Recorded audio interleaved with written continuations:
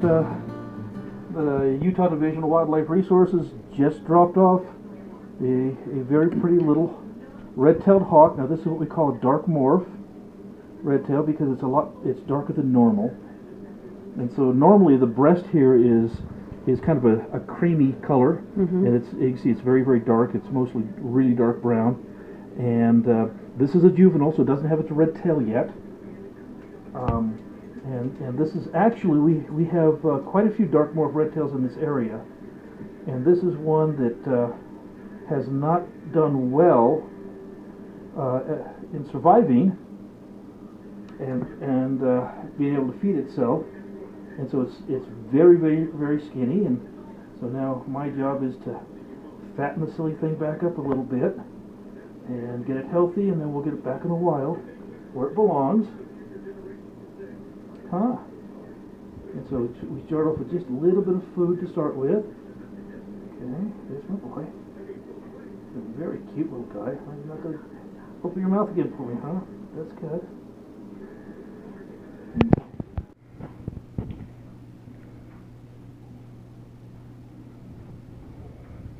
Nice and slow. Just a little bit of fluids. Such a pretty little hawk. You are. It's going, huh? Yeah.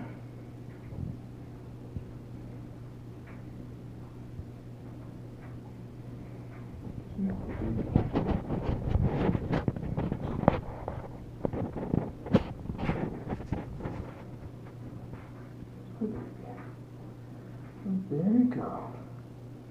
There you go, sweetie. Swallow a little of that down.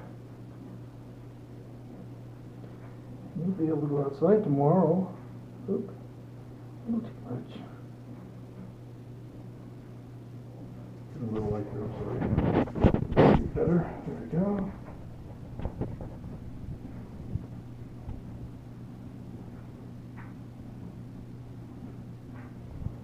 That's what we need.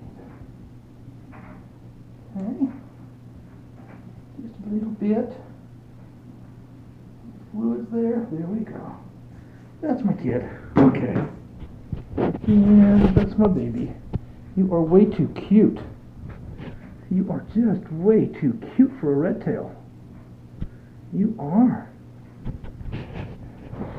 Hopefully tomorrow you'll be a whole lot feistier. Yes, hopefully you'll be a whole lot feistier tomorrow. Such a pretty boy. Well, good morning, and it's a beautiful mid-January morning here in southern Utah, and I've got a red-tailed hawk that came into us just late last night that was starving to death, and we're going to go look at him in just a minute. But I really wanted to answer a question that's been asked about me many, many times, and that is, when I'm handling these large, dangerous raptors, why don't I wear gloves? And the truth of the matter is, this is very much the typical glove that you see us using when we're handling birds for falconry. And you'll see in a lot of videos other people using gloves like this just to handle the birds that are in rescue. And the problem is the glove is very, very large and clumsy, and it doesn't give me the touch and the dexterity that I need to handle the birds properly. And so I will use the glove in certain situations where I have to pull the bird out of a kennel and the bird's confined and the bird's facing me and I can't just reach around and grab it. I will use a glove initially, but then I take the glove off. And probably the best way to describe this is, touch is very important, and to be able to feel any injuries, breaks, sprains, to be able to feel the bird's keel to make sure that its weight, it's just not too thin, and all of that. And it's kind of like, if you can imagine, putting on your shoes with a pair of gloves. And it's horribly hard to do. And this is a much lighter glove. This is just a kind of a standard little work glove here that you use for gardening. And this will kind of give you an idea of what I'm talking about here. These are nice and tightly fitted, so they give me the best possible dexterity with a pair of gloves that I can use. And it's snowing outside right now. We're very happy about that. And as you can see, we're going to put on some shoes and socks so you can kind of see the effort here that goes into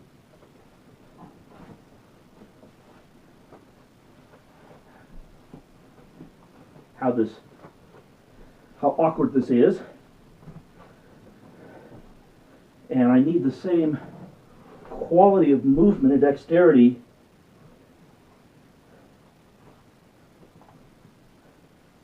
with my fingers when I'm handling the animals. Yeah, it can be done.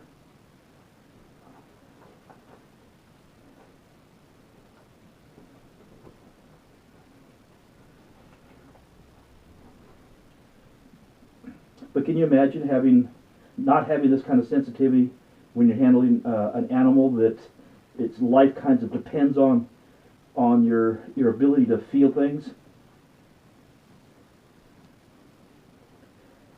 And like I said, this is a far lighter weight kind of glove than the big welding gloves that you see people using when they're handling raptors.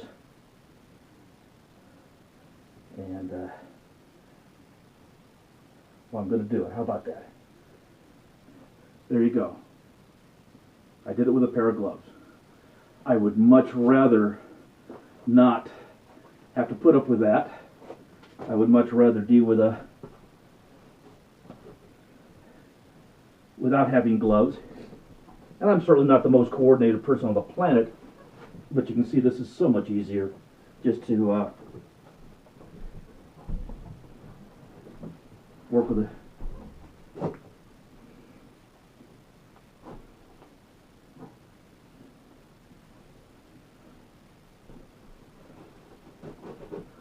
Okay, so that's the reason I handle the birds without gloves, because I need the touch, I need the dexterity, I need the movement so that I can handle the birds properly and safely.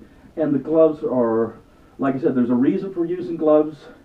When we go down and get the eagle, that big red-tailed hawk, initially getting it out of the chamber, I will use a glove. But for the vast majority of work that I'm doing with these animals, this is a hindrance and not a help. And in falconry, we wear the gloves not for protection as well. In falconry, we wear the gloves because our hands are thin and bony and makes a terrible perch, and the birds don't particularly like to sit on our hands. But a nice, thick, leather-padded, soft glove gives the birds a much better grip on our gloves when we're holding them and walking around with them. And so the glove is actually, in falconry, for the bird's comfort, not for our protection. So, again, please do not try to handle wild animals on your own. They can be dangerous. A talon going through your hand with anything, any kind of bird of prey, the red-tailed hawk we're going to look at here in a minute, any kind of bird of prey, highly infectious. You can certainly get a variety of bacterial infections that can literally put you in the hospital. So please, if you come across wildlife, do not try to pick them up. If you find a wild animal that just seems tame, wild is wild, and the only time a wild animal seems like it's tame is it's sick. And that's when they can be the most dangerous. So please, if you come across injured wildlife, do not try to touch it, do not try to pick it up yourselves. Get on the phone, call your local police dispatch, your local fish and game, or if there's a local wildlife rescue center, give them a call and have someone that's highly trained in handling these animals come and do that. Well, why don't you come on with me and let's go check on that red-tailed hawk that we've got.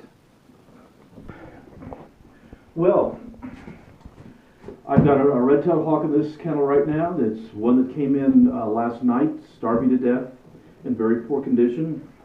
It got a small meal, and it got fluids, and it's been sitting very, very quietly. And so we're going to check on it right now, see how it's going. There you are, little one. Okay. can come around here and look at this, and I can tell you guys what I'm looking at here.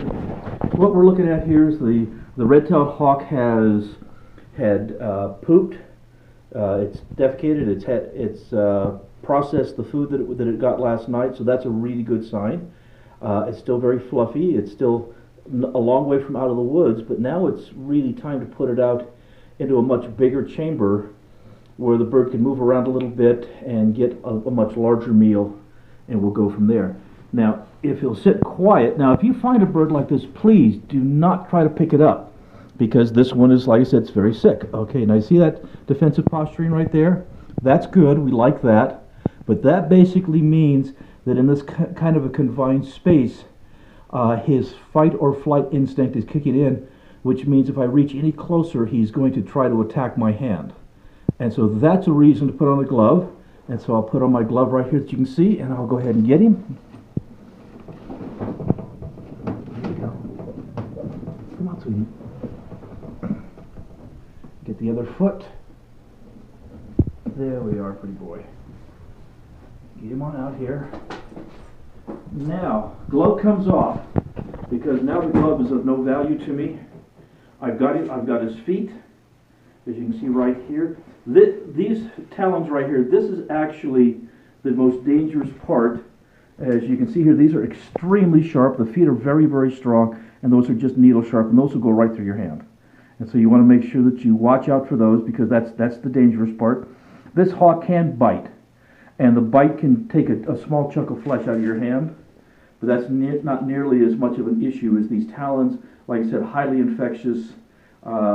You get these things deep into your flesh, and you can get bacterial infections that can make you very, very sick, and so you want to be careful.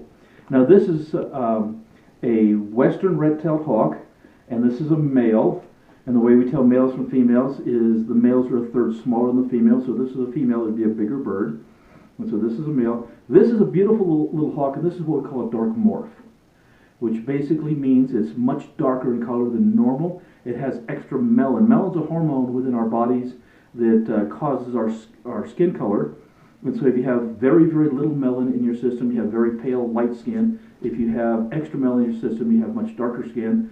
And so this hawk has extra melanin, and this is why his feathering, instead of his breast here being kind of cream colored, it's almost all very, very dark brown. And his back is very dark. And this hawk, when it becomes an adult red-tailed hawk, notice there's no red tail. When it becomes an adult red hawk in a couple of years, the tail will turn red, but it'll turn just a deep, brilliant red, and it'll actually end up with red breasts and red thighs as well. So it's going to be a stunningly beautiful hawk. Yeah, you're a pretty thing, and yes, oh, you're so skinny. But you ate and you digested, so I'm feeling pretty good about you. Again, I can't do this with gloves. I need to be able to feel right here. This is the keel bone, and the keel bone right there is jutting out, and I can feel that.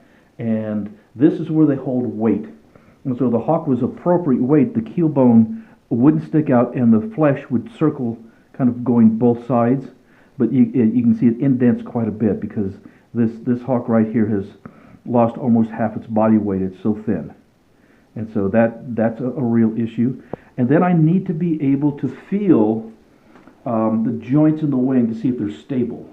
And again, right here up on the shoulder, and we move it and we rotate it to see if it feels like there's anything that's broken. We come right down to the next joint, and we move it and we feel it to see if there's any clicking or problems with the way that is moving, and it feels nice and stable.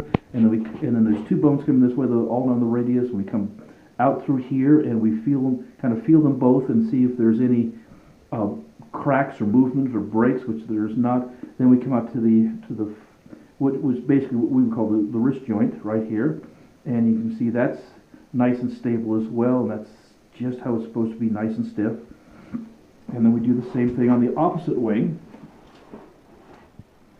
and we want to feel up here and see what the rotation, the movement is of the joint, feel for any breaks.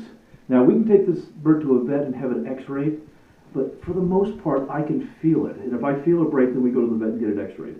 But if there's no feeling of injury there, then we can save ourselves quite a bit of money. And again, we're volunteers, and so money is really important.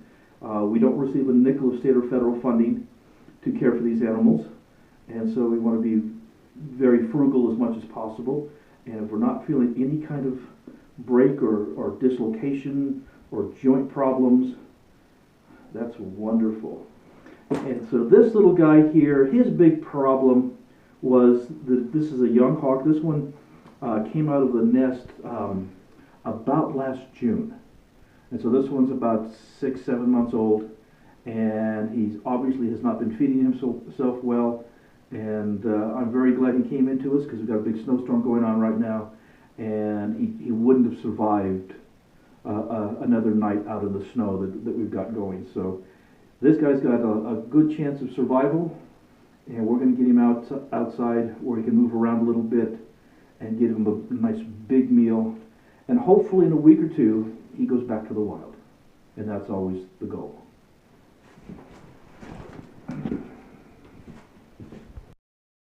Doing well means you do good for yourself. And that my grandfather would always say there's nothing wrong with that. Doing good means you do well for others. And so he always believed that you should get up every morning and do good.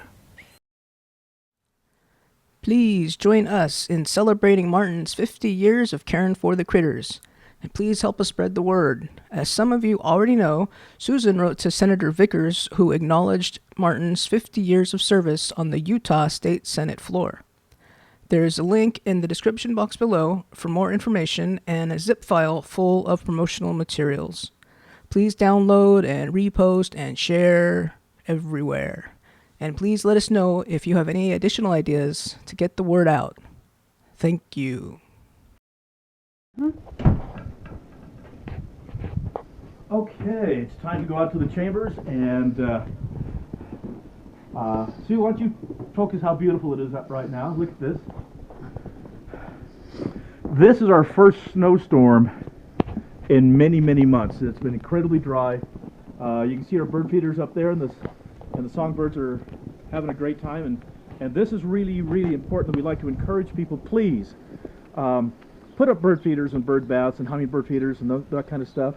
You know, we have gone through, we've taken up so much of the natural environments that it's a really good thing if we can put enhancements around our homes to help take up the slack where these birds no longer have the food sources that they normally do in the wild.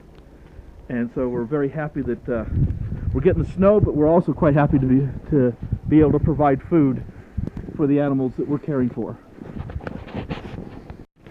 Hey, it's snowing, babe. Hey, Scout. How's my bud? Such a good boy. Good morning.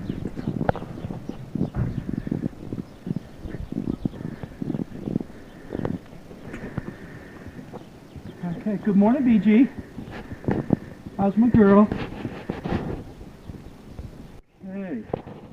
Here's the chamber this one's going to go into for now. And it's, yeah, we need to clean it out a little bit. It'll be all right. Okay, little one. Here's your home for the next week. Here we go.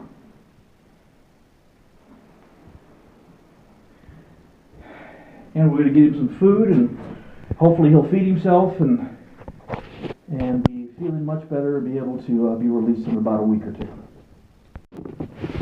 Let's just see how our little friend is doing.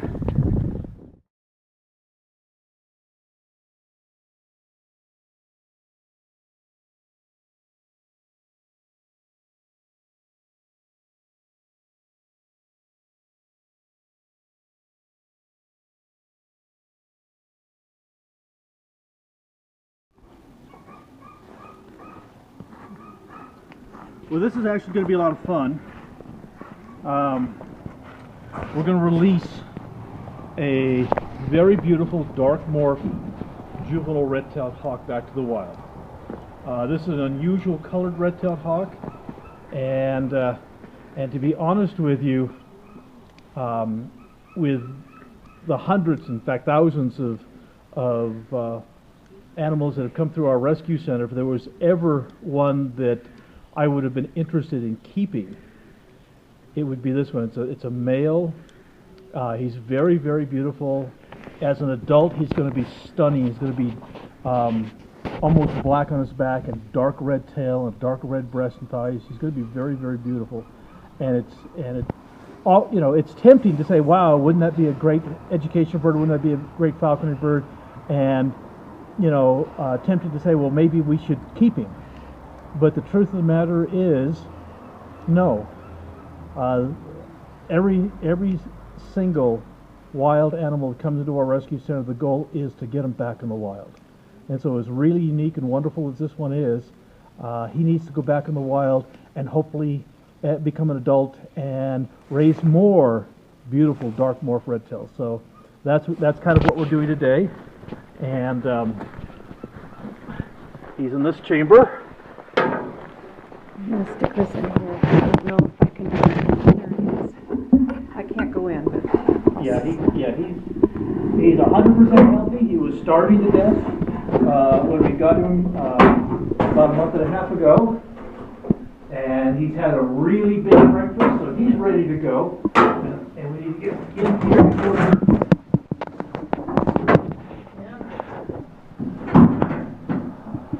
Hi, Bev. Are you ready to go? Such a cutie. You are. Okay, here we go. There's my... Yeah, gotta watch those feet. There we go.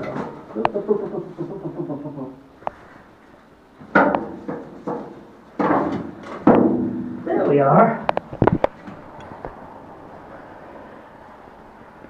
Aren't you beautiful? You've had a huge breakfast. Look at that crop. Wonderful. Okay. And you are just ready. Let's go, little guy.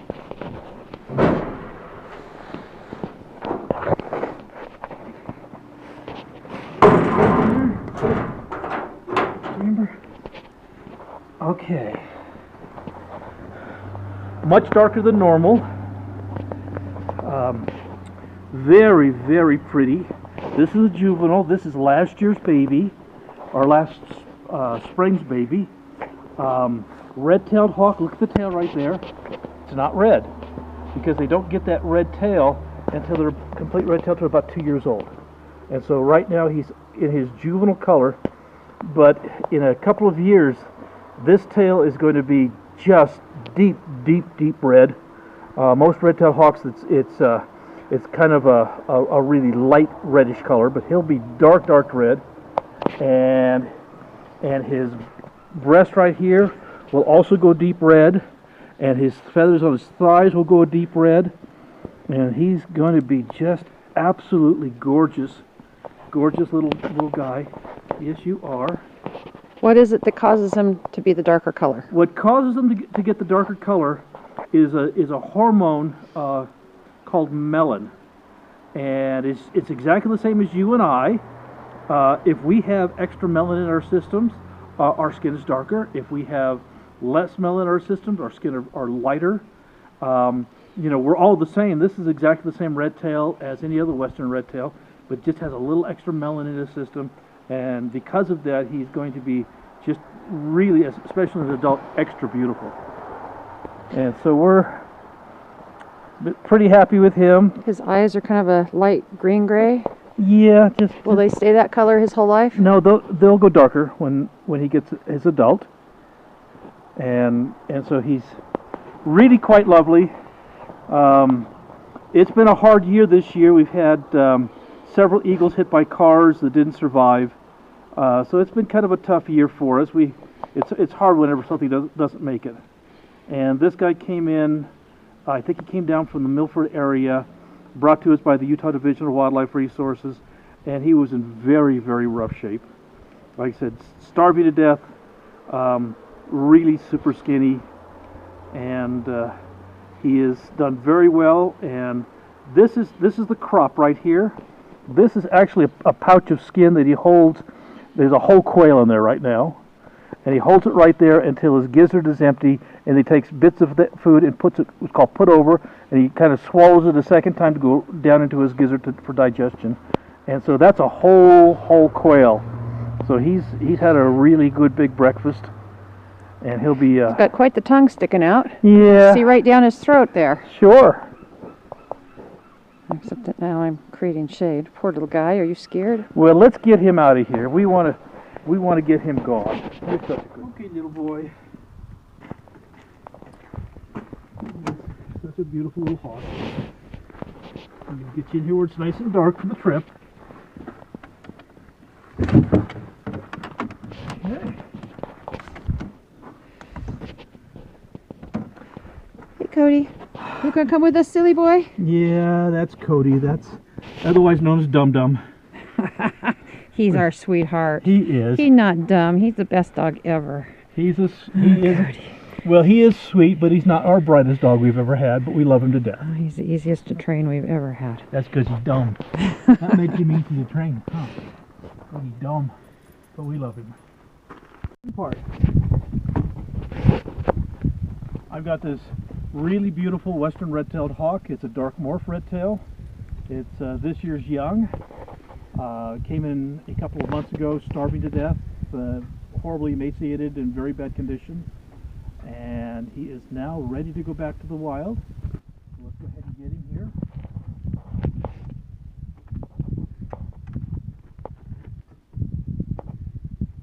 Hi, baby. Yeah, you're ready, aren't you? Oh yeah, you foot me and everything. Nothing.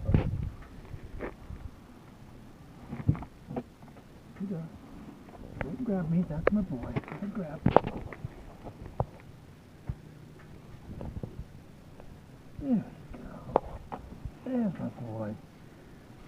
Oh, aren't you the prettiest little thing? Isn't he beautiful?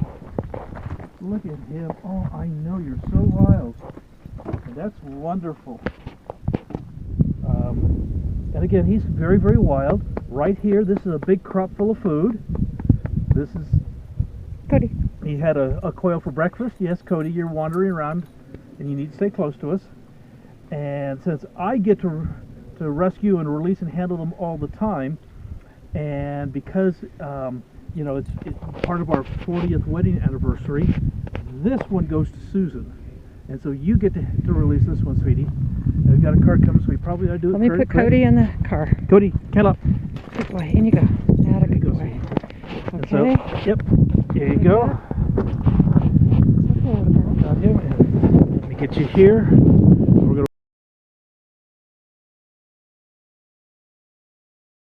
to walk this way. Let's not worry about it. I'll just keep you, try to keep you in sight here. Turn this way. Maybe it'll catch something. Okay. Thank you. He is absolutely gorgeous. Absolutely gorgeous. He is a pretty little guy. Absolutely beautiful. Good luck.